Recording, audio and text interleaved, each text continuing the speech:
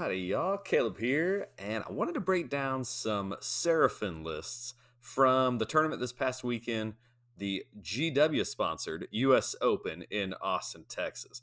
That's just a little ways down south of me, just a hop, skip, and a jump from where I'm at, and we had a lot of fun, and Seraphon had some pretty good showings there.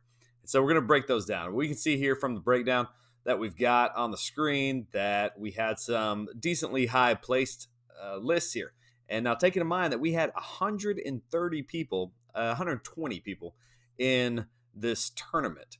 And so even if you look at the worst performing Seraphon list here, we're still almost in the top half of all the lists at the tournament. So Seraphon, we're doing well at the U.S. Open, and we can see some of those here with Gavin Geiger. He came in second place with a 5-0 record, and he was running Thunderlizards, a very good player who's played Seraphon for quite some time. Took a little break there, has played a couple different things, but has come back home to the real army.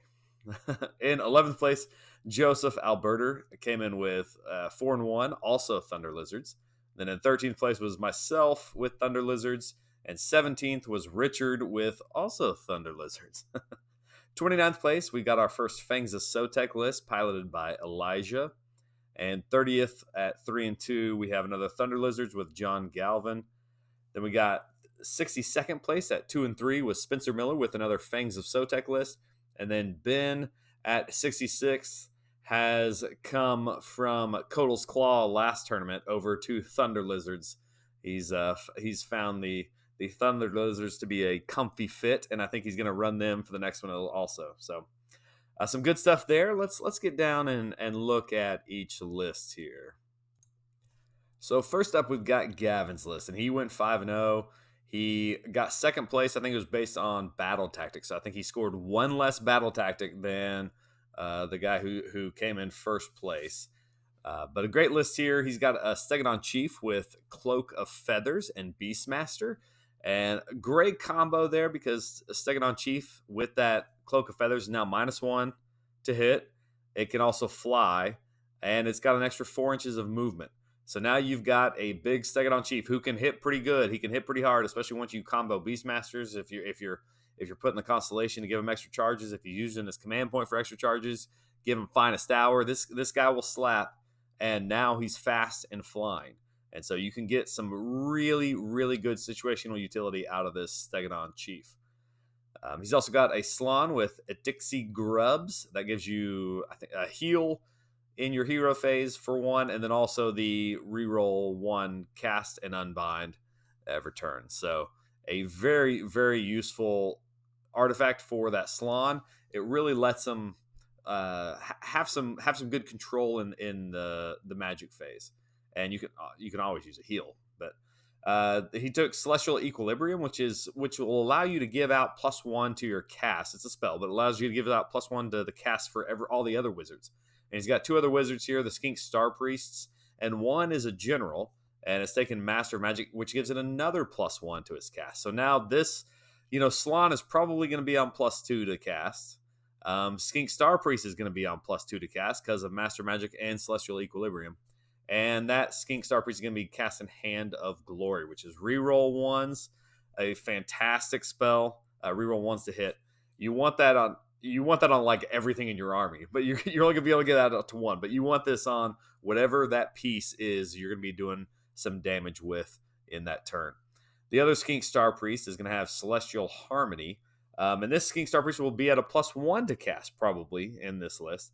And Celestial Harmony is a spell which you don't see taken a whole lot, but is fantastic in this list because what Celestial Harmony does is it lets you ignore Battle Shock for a unit or multiple units, depending on how well you roll. So getting that +1 to here is pretty nice. I'm wondering if he would have rather had that extra Master Magic on this, but Hand of Glory is so good. You'd probably want it on Hand of Glory. But Celestial Harmony will let him keep those. He's got 60 skinks in a Thunderlizard list, which is risky. It's a heck of a lot of bodies. I mean, that's 60 wounds at -1 damage that you've got to go through. Their biggest downfall in Thunderlizards is that 5 bravery. They have terrible bravery in Thunderlizards. So Celestial Harmony will potentially let you ignore battle shock tests on both those units. And all of a sudden, that is fantastic, especially if you're taking a lot of skinks like this. Celestial Harmony synergizes wonderfully with this list. We also got Skink Priest for heals. That'll let you heal up lots of stuff, but also the Skink Priest will buff up the Bastildon or the Stegodon Chief or the Engine of the Gods. It'll buff up a lot of things. Or the Skinks. It'll buff up just about everything. Engine of the Gods was next up with the Fusel and Curse. I think you'll see that combination a lot. Fusel's Nice Fork gives it a little bit of a shooting attack in addition to its ability that happens in the shooting phase. So you can run this thing around wherever you want to, and you still have 2 different ways to deal out damage in the shooting phase. So you see that Fusel conflagration on the engine a lot. I think that's kind of why. Paired up with the Slon, you get some summons, you get some heals, that type of stuff. Curse is fantastic on the engine because it's usually going to be kind of in the mix. And if you can get Curse onto an opponent, and then you've got 60 skinks, you're going to be doing 6s to hit are going to do mortals in the hit phase, and then in wounds, you're also going to be doing mortals because of the Star Priest. So you have an ability. If you can combo this thing up right, you can do a ton of mortals. Now it takes a little bit of work. You almost need the opponent to be coming to you to get Curse off, but it can do some damage. We got some Source Guard here in this list to help protect the Slon, and a Bastildon to do some range damage. Takes lots of buffs from different things, and of course you get to double fire that as needed. It is 3 battalions and it's 10 drops. That's a lot of drops, but that does allow you to kind of counter deploy and see where your opponent's going. But I think it's because we're getting a lot of those artifacts from those drops. We got those extra 2 artifacts there that will really help buff up your casting, and also keep your Stegodon Chief as kind of a good utility piece there. It is 129 wounds, which is really nice in Thunderlizards because some elite opponents are going to have a trouble doing that much damage in Coalesced. So that's pretty nice. Looking at his matchups he got Iron Jaws and Iron Suns. It's not quite. I don't think Iron Suns is quite as powerful as the Bloodtooth, but Iron Jaws is so good right now. I'd be really curious to know what happened because in Battle Plan 1 we were playing Veins of Gur, which there's no objectives on the table yet. Against this list, you almost want. You don't want to have to charge this list because you're just going to be hitting a bunch of skinks. But if you let them get all the buffs up on this list, it's going to be doing a bunch of damage to you wherever it wants to. And so you've got to take that decision of, do I charge it and get into all those skinks, kill off as many of those bodies as possible, but then let him have the double turn onto you? Or do you let him have priority first and then let him just build up all these buffs onto all this stuff that in Thunderlizards that he's got, and then have to deal with it there? So interesting what happened there. I don't know, but he played Iron Jaws round 1. Round 2, it was Apex Predators where only heroes can score, so it may have been a pretty good matchup here. He went up against 40 Sentinels, which you never want to see. 40 Sentinels are rough, but there was no techless, so I bet Gavin was able to snipe off their heroes. This was probably like a hero sniping fest. Sentinels were shooting his heroes. He was shooting the Lumineth heroes, and whoever could kill off the heroes fast enough would win this game. So that was a good one. He also got a win versus Slanesh. You like to see some chaos of demons there when you've got a Bastildon on the list. But I've played that Glutos Bellicor list before. It's a tough one. So it was a good win there in round 3. Round 4, he played a Cities of Sigmar, and I heard a couple of people talking about this list. It was a like the general on Griffin. We had Prime. It was in Hammerhall. I think it had some Fulminators and some whatever the Griff, not the Griff Chargers, but whatever the Cities of Sigmar one is. It's a very fast army, I think, and I think it gets in your face and it attacks and it gets to like double fight or something like that. So a good win there. That list in Cities of Sigmar was taking quite a few people by surprise. Round 5, he had a win against Sons of Behemoth, 4 megas. This was a pretty good game, and we had quite a few people standing around watching this one, and I think Gavin tried to concede, and the mega player, I think it was Chris, said, "No, let's play it out." And Then through a series of just some really bad dice, the Sons of Behemoth player made some charges and just lost some dice and ended up losing that game. And it was a fun one to watch from the sidelines between this Thunderlizards and Mega. But it was a good game there. That at the end of it, I think they were both mentally worn out by the end of that one. So great tournament there for Gavin. Going 5-0 with Thunderlizards. Well done. And Thunderlizards with 60 skinks. Great job. And some great synergies there. I like that list. All right, next up we have Joseph's list. It went 4-1, also Thunderlizard. And he's got Lord Croak in it. Nice. It's good to see Croak on the table. A fantastic support piece. I mean, that Croak will generate lots of command points, has some great spells, knows all the spell lore. I mean, it's and he can be hard to kill. Sometimes you get lucky, but a good support piece there in Lord Croak, and fantastic model. I love the model for that one. Engine of the Gods with Fusel and Curse. I think that one's pretty standard for Engine of the Gods nowadays. And we have 2 Skink Priests, one with Guidance and one with Heal. And then a Skink Starseer with Hand of Glory. I'm really tempted to bring a Skink Starseer. There's so much save stacking in the game now, and that Skink Starseer has a spell to give either you +1 or your opponent -1 to save. And there were times where, man, if I could have put a -1 to save on my opponent, that would have just made things so much easier. Also has a great utility of the 3d6 charge, giving a unit 3d6 charge. And so if you're trying to make a critical charge, you need that Starseer is really going to help out. But a great piece there to be able to debuff a unit. I also noticed you're going to have a lot of command points in this list, which there's always uses for command points. You've got three chances to generate them from Lord Croak. You've got a chance to generate them from the Priest on a 4-up, and then because of Guidance, and you'll be near your mystical terrain on your side. And then a Skink Starseer, you've also got a 4-up.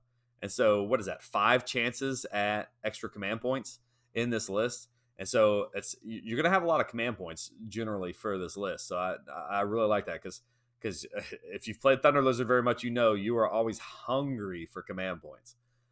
Steg Chief is the general with Prime War Beast, Beastmaster, and Amulet. I want to know what this Steg Chief's kill count was in this game, because I bet he put out some damage with this thing. He's probably stuck around with that Amulet and walloped some people with Beastmaster and Prime War Beast on him. We've also got some Source Guard to protect Croak. Oh, there you go. So that probably kept Croak alive for quite a bit. We got 10 Skinks just as your battle line, possibly a good screen there. And then a Stegodon and a Bastiladon. So he had 2 battalions, 5 drops, 1995 and 93 wounds. So good stuff there. Not a lot of screens. I'm wondering how you did with screens here, because last time I went with no screens, man, I got attacked hard. Round 1. Okay, we've got that cities list we were just talking about with Griffin and Prime, and maybe that's what hurt him here in this list. I don't know. Joseph, if leave us in the comments, let us know how you did. But I think this list was pretty fast and hit pretty hard, and so maybe they got through those lack of screens. I don't know. Round 2, he had a win versus Nighthaunt. I looked at that list quick. It was like 16 drops. It was some crazy MSU stuff. But game 2 was Apex Predator, so they needed heroes. So MSU may not help too much on that one. So a good matchup there for that game type. Round 3 was against Sylvaneth. I think it was Alariel and some, your standard Sylvaneth shenanigans, which can really hurt against some of this stuff because they'll end up blocking a lot of your line of sight. But good win there against Sylvaneth. Round 4, he got up against Iron Jaws and 2 Maw Crushers. Whew. I bet you that was heated. 2 Maw Crushers are tough to handle. It was in Iron Sun, so it's slightly better. But 2 Maw Crushers, that can be a handful, especially in Survival of the Fittest. There's only 3 objectives on that one, so a great win there for Joseph. Round 5, he got a win versus Slanesh, that Keeper Secret, Gludos, and Be'lakor. that's a tough list, but it can really shut down some casting. So I bet you Croak really had his had the opponent's casting shut down because that list has some good casting in it. And then I bet your Bastiladon probably burned down Bellicor at some point in that game. That's always fun to see. So good stuff there for Joe. And he went 4-1, lost the first game, but then went on a 4-game winning streak. Ended strong. Good stuff. So our third place Seraphon list was myself, and if you watch the video from yesterday, I go into much more detail.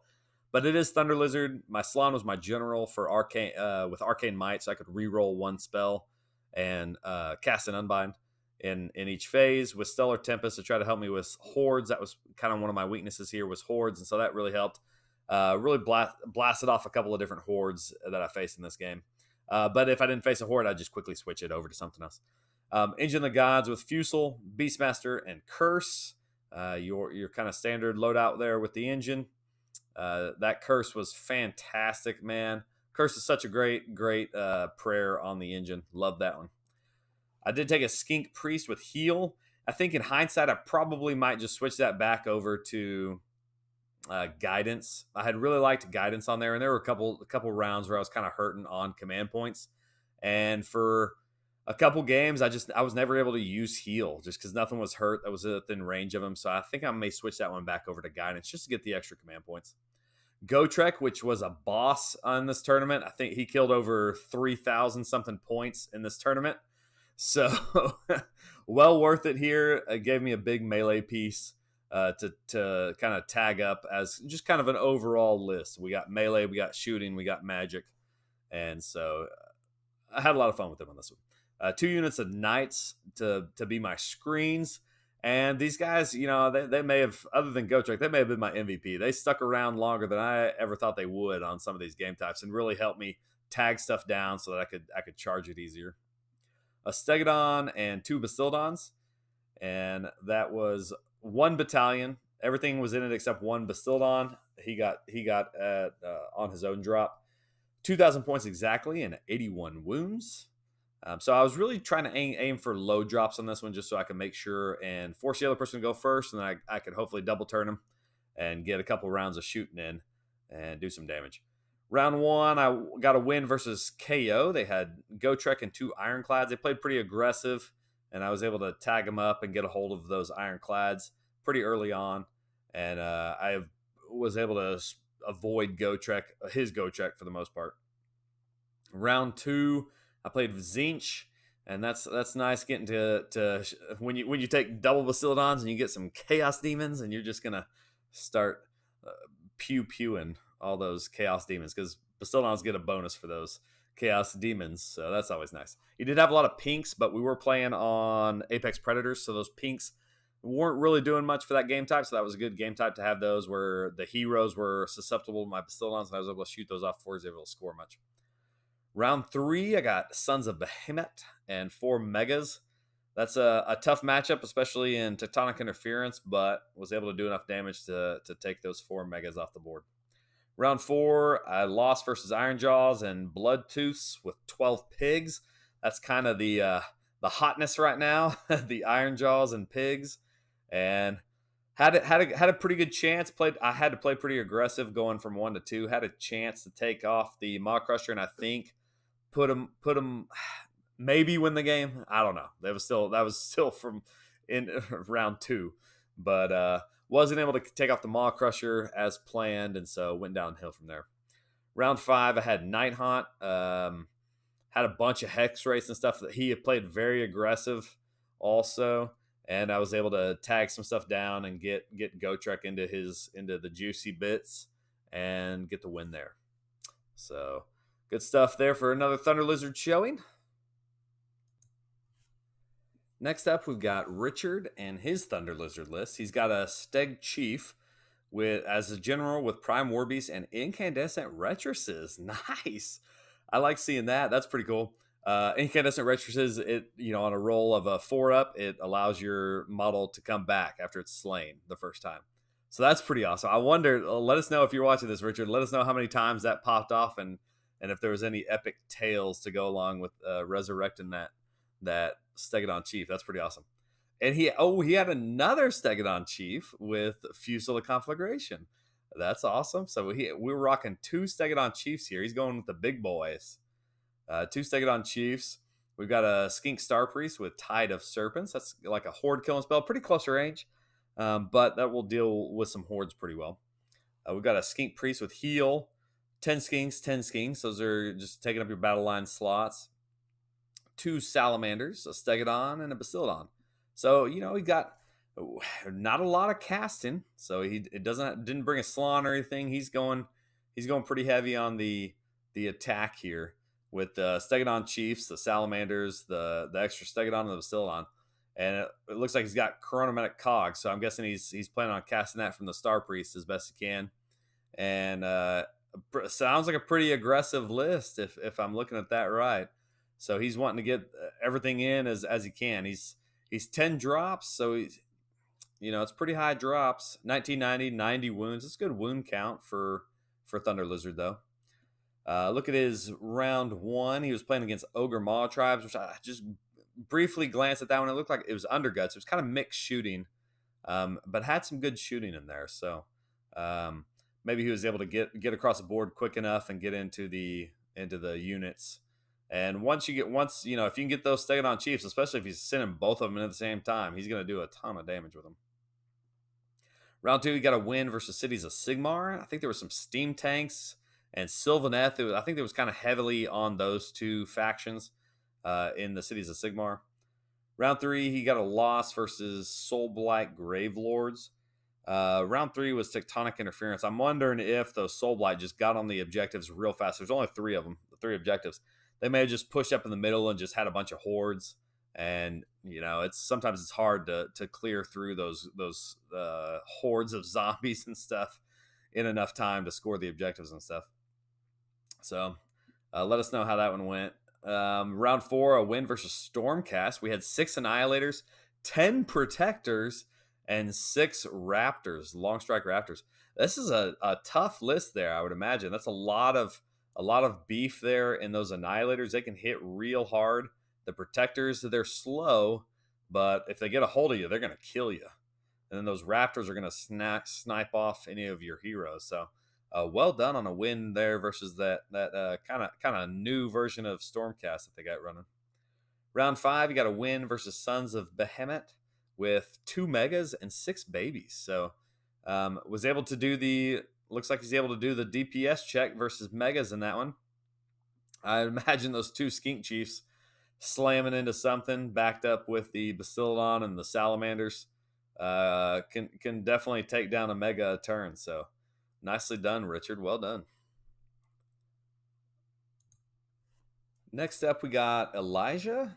Elijah is a good player. He beat me last tournament with a very similar list to this. It may have been pretty close to the same.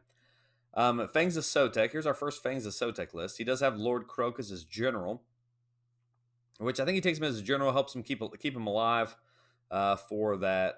I think that may be his price sorcery, maybe his grand strategy. I can't remember what it was. Excuse me. But he's got Lord Crocus as general. He's also got a Saurus Astrolith Bearer with Serpent God Dagger. So he's taking that artifact that you have to take with Fangs of Sotek. But Astrolith Bearer will obviously give you extra range for Croak and will give you plus to cast. Also gives you a 6-up ward save, which Fangs of Sotek don't get. So we get that over in Coalesce, but they need to take the Astrolith over here in Fangs to get that 6-up ward save.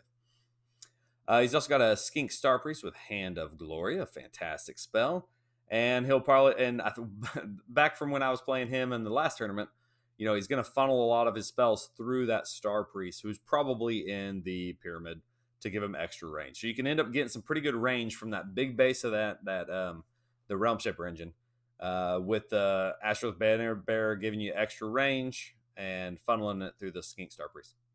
We've also got a Skink Priest with Arcane Tome. Interesting. Okay, so he's making his Skink Star Priest a wizard as well, and giving him Celestial Harmony. So nice. So he's able to knock off some of that Battle Shock for the Skink. Save himself the command points if he needs it.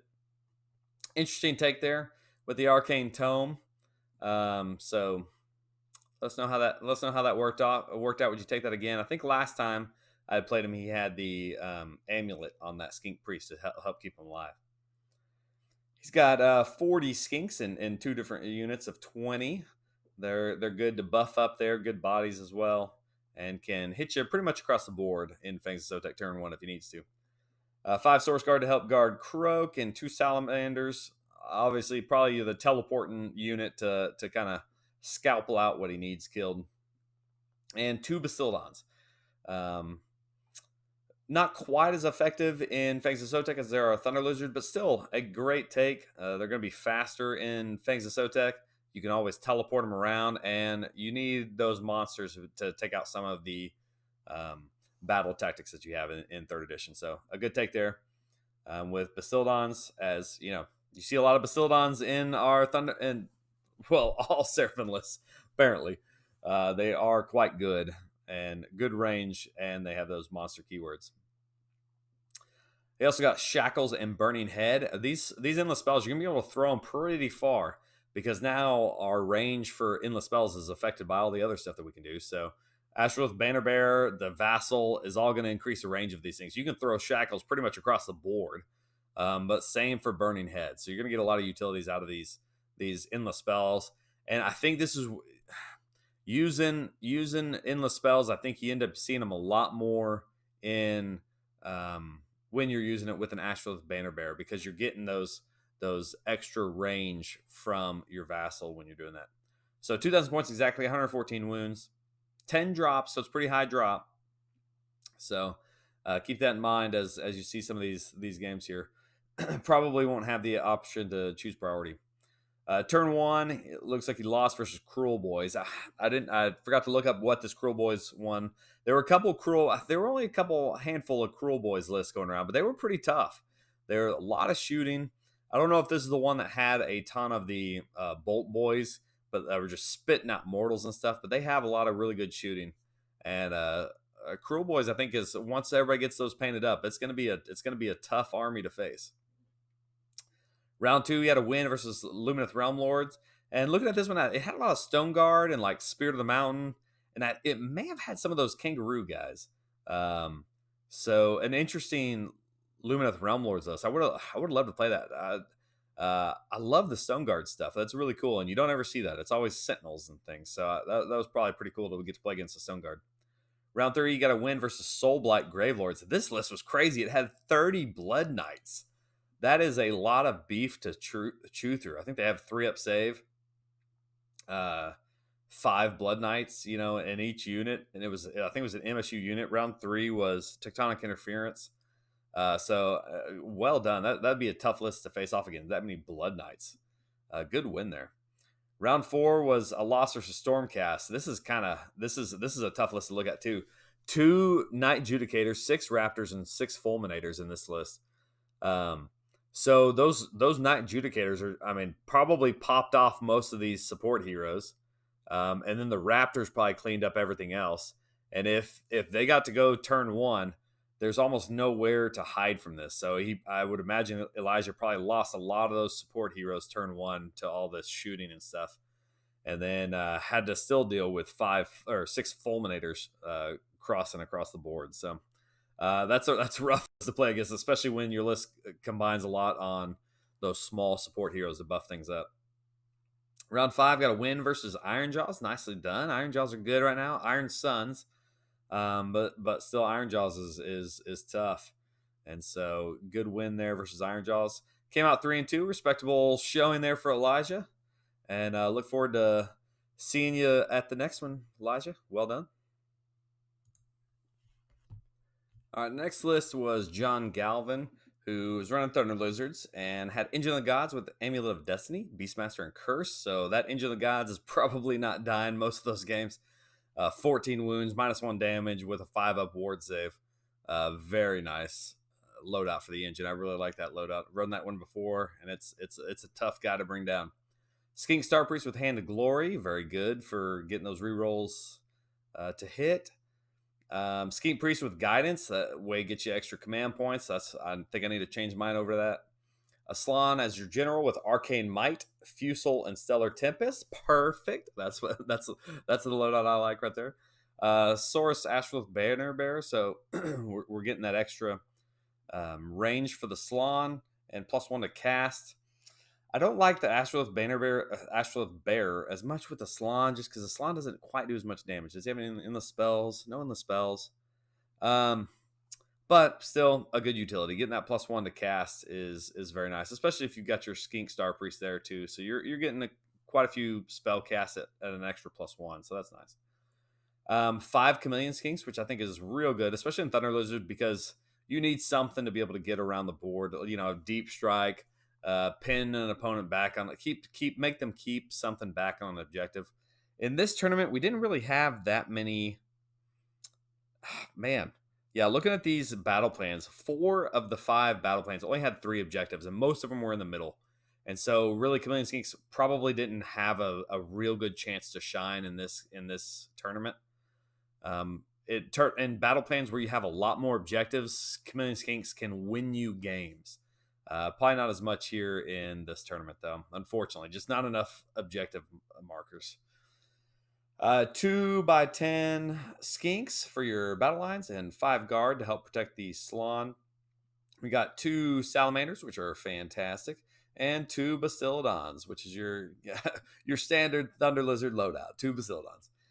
2 battalions and 7 drops, 1980 points, and 100 wounds. Hey, if you got an extra 20 points, throw in Burning Head. You're probably trying to go for the Triumph, but so many people are undercutting those points on Triumphs. If I've got an extra 20 points, I'm throwing Burning Head in there, especially if you've got a Slan, an Astrolith Banner Bearer, and the Skink Star Priest to vassal through. You can throw that Burning Head pretty far across the board. So good list there from John. Let's look at his games. Round 1, he was playing against Sons of Mega Gargants. He had 4 Mega Gargants and got the win there. Nicely done. Man, most of my lists, if I don't have Gotrek, I struggle to kill off those megas. So, mad respect to all you guys who don't lean on the crutch of Gotrek to kill a mega. So nicely done, taking out 4 megas to get that win. Round 2, going up against Daughters of Cain, Marathi, and 15 Bowsnakes. Nicely done, and that was in Apex Predators where a hero has to be within 3 to score that. So that's a very good game type for Daughters of Cain and Marathi. And so that was probably a tough one. So great win there. Great win. And then round 3, oh no, he got another megas, 2 megas and 6 babies here. He's getting some tough matchups there. And round 3 was Tectonic Interference. That was a good one for Mega Gargants, but he's able to pull that one out again. And then, man, John, you were going through like the murderer's row here. We had 2 Sons, Daughters of Cain, Bowsnakes, and now round 4 you're getting 50 Sentinels.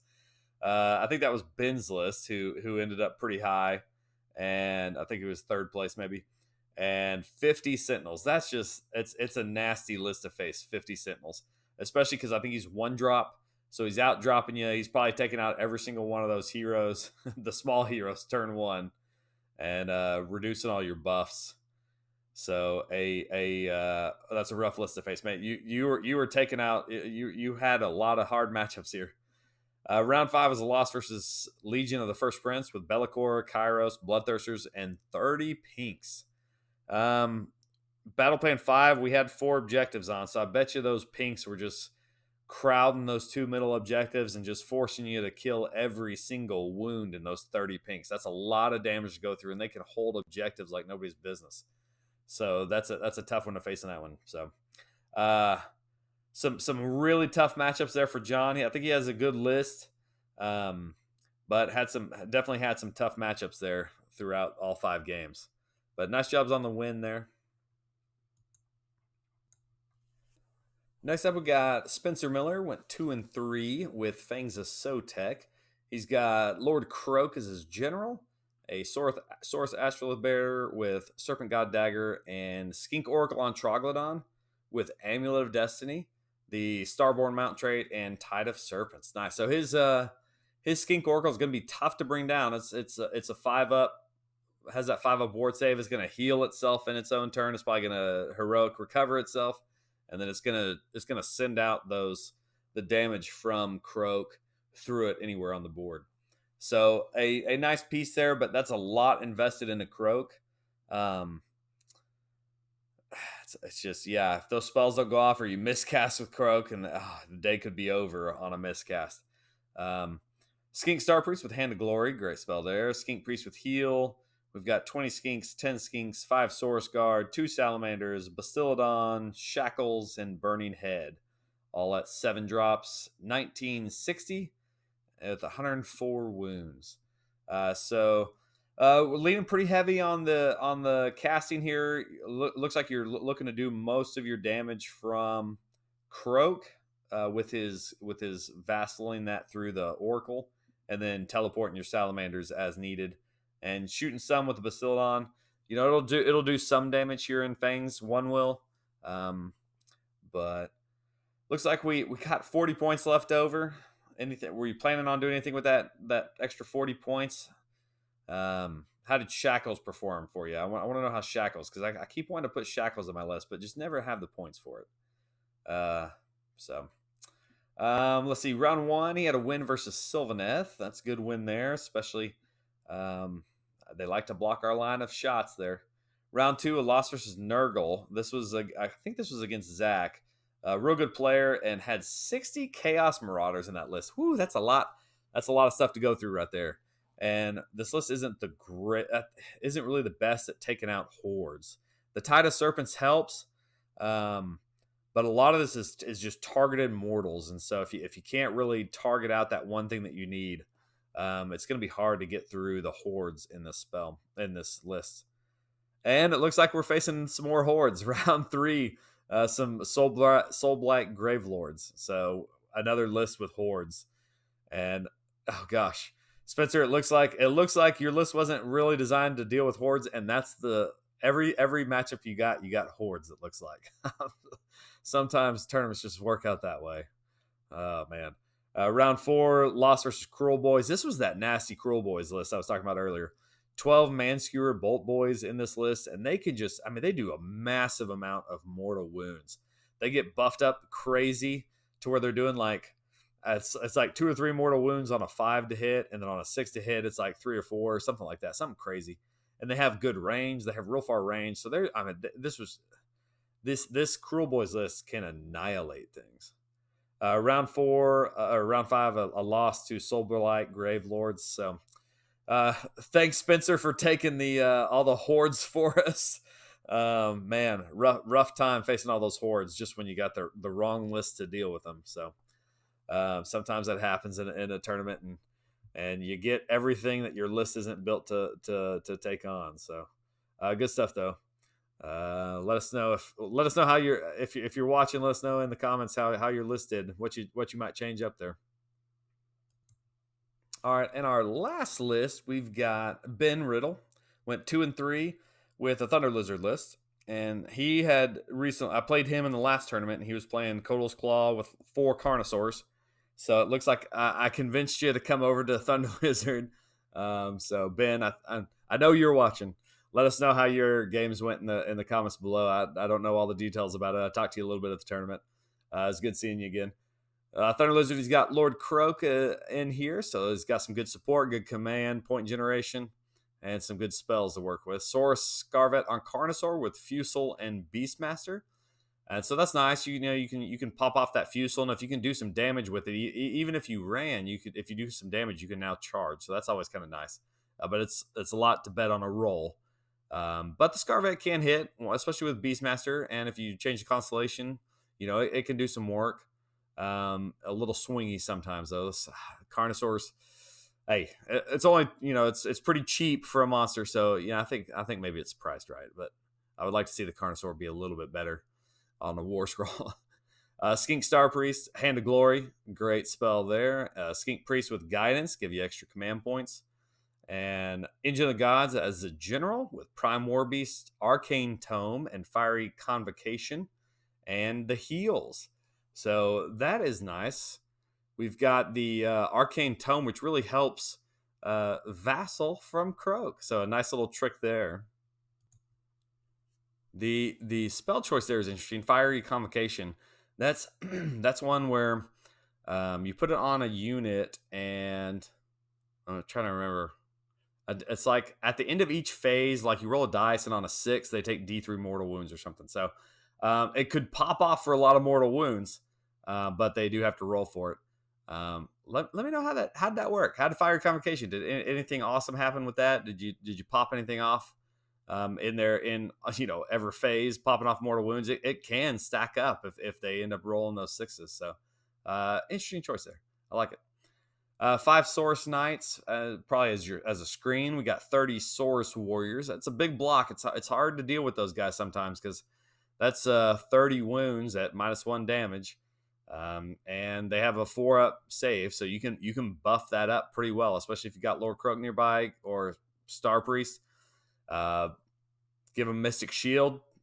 I'm probably going to be putting Hand of Glory and then putting the Star Priest staff on them, so they can actually put out some damage. Doing mortals, and they got good range. I think he has spears on him, so you can make Source Warriors work that way. They can be a pretty good anvil and can put out some damage if you get the right buffs. You got 5 Source Guard to help guard Croak, and of course a Bastiladon, but only one Bastiladon. You got to up those Bastiladon numbers. Those are rookie numbers. You need another Bastiladon there. We got Life Swarm and Burning Head. Life Swarm will help, regen the Knights and the Warriors. That'll be good. Burning Head, you can toss that across the board and do some mortal wounds. 1975 points and 5 drops, 110 wounds. So good stuff there. Has some good all around. Probably needs a little bit more shooting, maybe just in this meta, man. It's hard not to have shooting in this meta. There's just so much you got to shoot with. Sometimes one Bastiladon just isn't enough. Round 1, Lost versus Suns, 2 megas and 4 babies in that one. So probably just didn't quite have the DPS check for those Gargants, I bet. Round 2, Lost versus Gits, 21 Rock Guts. Ooh, those things can be hard to get through. They have everything, basically that entire army probably had a 5-up ward save. And so it turns out to be quite a bit of beef to get through. Round 3, Wind versus Soulblight Gravelords. Nicely done. Probably had some hordes. Might have matched up well against your Source Warriors. So that's pretty nice there. Round 4 is a Lost versus Ogre Maul Tribes. We had some monster trucks there. 3 Stonehorns and 2 Thunder Tusks. What was round 4? That was Survival of the Fittest. So they may have just bullied you off those objectives. But those monsters are pretty tough. And around 5, a Wind versus Stormcast. They had 6 Longstrike Raptors and Judicator spam. So an interesting list, a lot of shooting, but very targeted shooting there. So I wonder if they just weren't able to deal with the big horde you had of warriors there. Did you push that forward? And if they don't take out that Bastiladon will reach out and grab those Raptors, and those Raptors get pretty weak. Well, if they can't take out your long range threat, then you'll be able to reach out and remove those Raptors pretty easy. So a nice win there versus the Snipe and Stormcast and the Soulblight Gravelords. Good stuff, Ben. Let us know what you might change in the list next time, or how often the dice betrayed you. So good seeing you there. Look forward to seeing you at the next one. All right, so to wrap up, I think Seraphon had a great showing here. We kept just about everybody up in the top half of all the placings. I think I got everybody. If I didn't, let me know what your list was. Let me know where you were placed. I think I got all the Seraphon lists in here. Throw your list down below. If you're on here, tell us how everything went. Give us a quick rundown of how your games went. But some good stuff here. Gavin, of course, shining bright for us all, going 5-0. Nearly had the tournament. Just needed another battle tactic to win it. Joseph, me, and Richard had some good showings with 4-1. That's always nice to get a 4-1 at a big tournament like this with a lot of good players showing up. 3-2 with Elijah and John making a good showing of Seraphon, and then Spencer and Ben keeping up in the top half of the tournaments of all the players. So I think Thunderlizards is kind of coming into its own. We didn't have any Dracothian Tail in this tournament, so that was interesting. I would have liked to kind of see how Dracothian Tail would have done in this many people here, because Dracothian Tail is strong. Dropping in 6 salamanders onto whatever you want to is a strong list. But Thunderlizards may be taken over as the list of choice for Seraphon. And I think the common thing throughout all these is an Engine of Gods with Curse and some Bastildons. It's hard to go wrong with these Bastildons in this meta where you have to be able to reach out and shoot some stuff. They do good. They do good work. So I was glad to see not every list was the same. It seemed like every list was a little bit different. So there's some variety. It's not just a carbon copy of the same list all the way down. So even all the Thunderlizard lists, we had a few core components throughout them all. I think a Basildon in all of them is kind of the core component. Engine of the Gods is just a great piece. But there was quite a bit of variety. So that was good to see. But overall, a great showing for Seraphon. I think it's in a good place. I don't think it's in a broken place, but I think it's in a very good place. It's in a good place here in the meta, and I think we're going to continue to see quite a few Thunderlizard lists out there. So keep at it, boys. Let us know how you've done in your recent tournaments if you weren't at this one, and drop us a comment below. Let us know how your Thunderlizard or Fangs or Dracothian Tail or Kodos Claw, how your lists are doing in your local tournaments. All right, guys. We'll see y'all later.